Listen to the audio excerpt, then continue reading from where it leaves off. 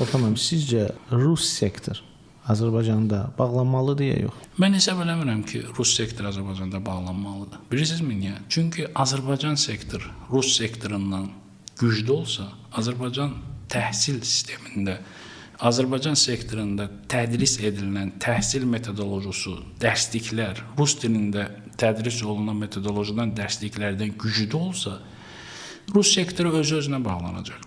Mən inanmıram ki, Azərbaycanda rus sektorunun artması, rus sektoruna marağın artması Rusiyanın siyasəti ilə bağlıdır. Bu belə deyil. Əlbəttə.